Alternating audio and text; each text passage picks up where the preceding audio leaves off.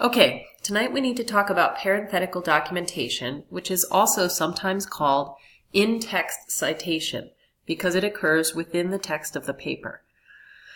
Last week, you prepared a working bibliography, which will become your references page, the last page of the paper, which lists all of the sources you used in researching and writing the paper. But if the only thing your paper contained was that list of sources, when I read a statistic or a quotation in your paper, I wouldn't know which of those sources that quotation or statistic came from. That's where the in-text citation comes in. Every time you use a quote, a statistic, a paraphrase, a summary, or even someone else's idea, immediately following it in the text of the paper within the paragraphs, you need to include in parentheses a link to the references page. For APA format, that link includes the author's last name, a comma, the year, a comma, a P period, which stands for page, and the page number that quotation or statistic came from. If you're summarizing an entire article, the page number would be meaningless, so you wouldn't include that. You would only include the last name and the year. This correlates well with pages 357 to 358 in your textbook. So if you haven't read that yet or don't have that open, it might be useful to have that open next to you while you're watching the video. So the way this links with the web page is, once I read that statistic and I think, I wonder what source that's from, I can then flip to the end of your paper. Now on this PowerPoint I've turned it into a link. That's not really APA format, but just to get me from slide to slide. Now I can skim down your alphabetized list of sources, which also utilize that hanging indentation, which makes it really easy to differentiate between each source. And I immediately find Doherty, and I can see where it came from. And then I can assess its credibility. And this happens when readers read something, they hear a statistic, they hear a quotation, they immediately want to know, where did that come from, so that they can assess whether or not it should be believed. So you might have some questions already brewing in your head based on the working bibliography that you turned in last week. You might have a source, a perfectly credible source that you got on the web that doesn't have an author. So what do you use in the parentheses if there's no author?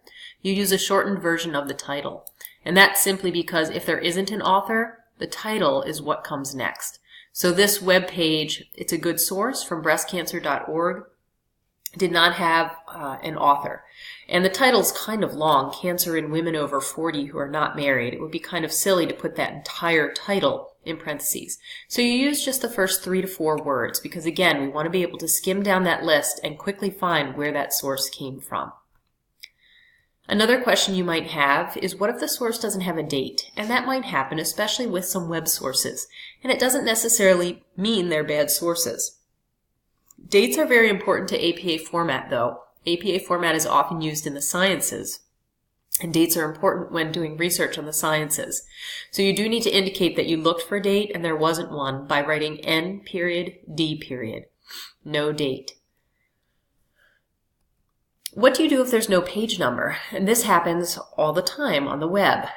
For APA format, you are supposed to count the paragraphs. So if it was in the third paragraph, you can put P-A-R-A period and then 3. Sometimes this works, sometimes it doesn't. You know, if you're looking at a chart or a graph, you would just leave that blank. Keep in mind that the main thing you're trying to do with your references page and your parenthetical documentation is let the reader easily find the source material.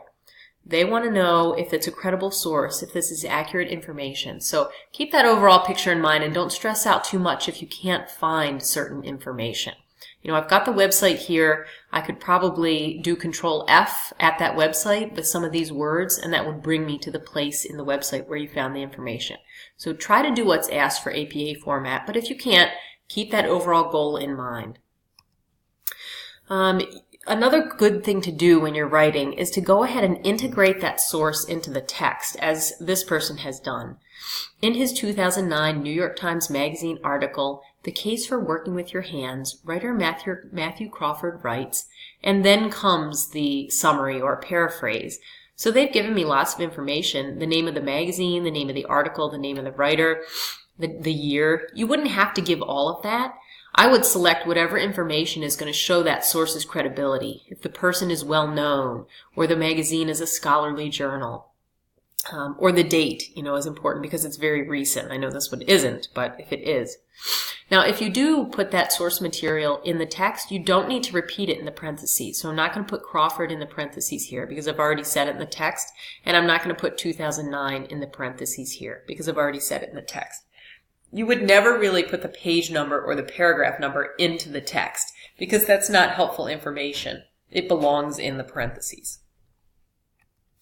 So, to summarize that, what goes in the parentheses? Whatever the citation on the references page begins with. Okay, there's a link between the parentheses and your references page, and that link is that the first thing that goes in the parentheses is the first thing that's in your entry on the references page. Usually, it's the author's last name. If there's no author, it should be the title. And I would use just the first few words of the title if the title is long. After that, you put the date. If there's no date, put ND. And after that, you put the page number. If there's no page number, count the paragraph number. Here are a couple of other things that might happen as you're writing this paper. You might come across an indirect source. That means you're reading something and you want to use a quotation, a statistic, or a paraphrase, and it's already cited in the work that you're reading. So that means they got it from somewhere. Well, the best thing to do would be to go to their references page, Ditton and Duffy, and look that article up yourself and read it in its original source. Find that information and then cite Ditton and Duffy on your references page. But we don't always have time to do that. So you can still use an indirect source. You just have to indicate to the reader that you didn't read the original source. So you will do something like this. In the body of your paper, you'll write, according to an article published in the British Journal of Criminology, the media does not always reflect the truth. It is subjective, as cited in Muzzati and Featherstone. This indicates that I read Muzzati and Featherstone, but the source, the original source of the material is the British Journal of Criminology. Then on my references page, I cite Muzzati and Featherstone. I never read this British Journal of Criminology, so that doesn't belong on my references page. I got burned on that once in college. I found something on a web page that I wanted to use, and the reference entry was on that web page, so I cited the book as if I had read the book. And my professor said, "Oh, that book, I didn't even know it was still in print. What did you think of it?" And I had to say, "Oh, actually, I didn't read the book. I just found this on a web page." That was an indirect source, and it would have been fine if I had cited the web page and put the book in the text of the paper, and then said as cited in and put the web page that I looked at.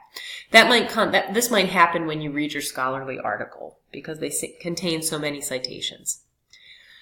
Another thing that may or may not happen is that you may want to quote something that is particularly long.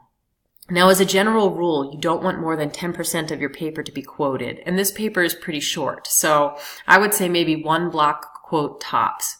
A block quote is used when you are going to quote something that is longer than 4 full lines. This is only for direct quotations. It's not for paraphrases or summaries. So again, it may not apply to you at all in your paper. But if you do have a particularly long quote, you set it apart from the text in a special way. You indent it 1 inch from the left margin and remove the quotation marks. You put the period before the parentheses because a long quote is usually multiple sentences. So the period goes before the parentheses, and then it's evident because it's set apart from the text that this all goes with the entire quotation. Normally, and I should have pointed this out on the first page, so I'm going to back up to it.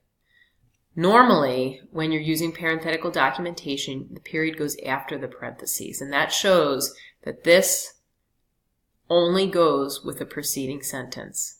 So it's not good enough to put 1 citation at the end of each paragraph. That may have been okay in high school, but that's not good in college. So you really do need to cite each sentence, or you can integrate the source material into the text at the beginning of the paragraph and then keep referring to the writer. Crawford also says, in addition, Crawford writes, then you could put your parenthetical at the end of the paragraph. Okay, so we got off topic a little bit there, but again, if you're quoting someone that is longer than 4 full lines, you'll need to set it off from the text a little bit differently. So for your paper, I would go to your working bibliography that you turned in on Blackboard, make corrections to it, delete sources you won't use, and add any new sources, so you must have 5. Change the title to References, center that at the top, and then just copy and paste that at the end of your report. And then you can cite your sources as you type your report. It will be easy. You can just scroll down to your references page, and in the parentheses you can put the first word it begins with, and the year, and then the page and paragraph numbers that you've been keeping track of in your notes. I'm going to tell you right now that I'm not going to be a stickler for page and paragraph number, partially because that's kind of going away with so many sources being on the web now, and other ways to locate exact quotations, by, for example, hitting Control F and bringing yourself to it. So I won't be such a stickler for that. But if you have them, by all means, put them in there because that's going to increase your credibility as the writer. There are other things that can help you to cite parenthetically. Again, pages 357 to 358 in your book provide a great summary of how to do it. You can also use Microsoft Word. Maybe you've used it before. There's an entire tab on the ribbon called References. You can click on Manage Sources and click New. Maybe you created your working bibliography this way. I always click the Show All Bibliography Fields. And you can create your bibliography, and then it will save your bibliography. And then as you're typing, when you type a statistic or a quotation or a summary, you can just go to Insert Citation, and it will list your sources there, and then you can click on the source, and it puts in the parentheses, it puts in the author's last name, and it will put in the year. You would then have to go back in and type the date. I would only use Microsoft Word if you created your bibliography this way. If you didn't create your bibliography that way, if you use something like NightSite, then I wouldn't use Microsoft Word because you'd have to recreate it, and that would just be a little bit more work for you. The Purdue University Online Writing Lab is also very helpful if you have questions about how to document parenthetically.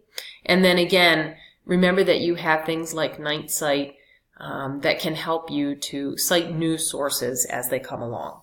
So to sum up, in addition to your references page, you will need to cite in the text in a set of parentheses each time you quote, summarize, or paraphrase or borrow an idea from a source. And the parentheses for APA format usually contain the author's last name, a comma, the year, a comma, P period, and the page number. And that all goes before the period that ends the sentence.